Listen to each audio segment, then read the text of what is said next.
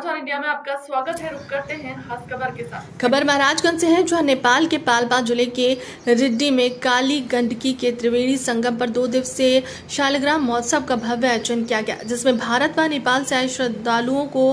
काली गंडकी की तलहटी में पाए जाने वाली शालिग्राम का पूजन अर्चन कर सनातन धर्म में इसके महत्व का प्रचार किए जाने और क्षेत्र को धार्मिक पर्यटन के रूप में विकसित किए जाने पर एक संगोष्ठी के माध्यम से चर्चा की गई, जिसमें विभिन्न सनातन धर्म के विद्वानों ने शालिग्राम के महत्व पर जोर दिया। 2 दिवसीय महोत्सव के दौरान शालिग्राम का पूजन अर्चन और काली गंडकी नदी के त्रिवेणी संगम पर आरती का आयोजन किया गया। नेपाल के लुम्बिनी प्रदेश सरकार और स्थानीय निकाय के संयुक्त आयोजन में किए गए इस महोत्सव में भारत व नेपाल से आए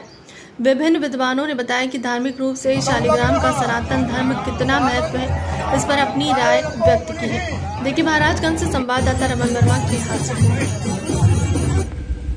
ऐतिहासिक हिसाबले हेर्दा धेरै दार्शनिक गुरुहरू हाम्रो यो पवित्र भूमिमा जन्मिनुभयो, तपस्या गर्नुभयो र धेरै कुराहरू हामीलाई छोडेर सम्पत्तिको रूपमा छोडेर जानु भएको छ। तर विडम्बना त्यसलाई जे जति ढङ्गले हामीले प्रयोग गर्न सक्नु पर्थ्यो, के जसरी हामीले प्रसार गर्न सक्नु पर्थ्यो, कि हाम्रा ऐतिहासिक धरोहरलाई हामीले संरक्षण गर्न सकेनौं, हामी प्रसार गर्न सकेनौं, हामी बुझाउन सकेनौं र आज ती हाम्रा पवित्र स्थलहरूलाई अन्य कुनै शक्तिहरूले आज हाम्रा हुन् भनेर परिभाषित गर्न खोजिराखेको अवस्था छ।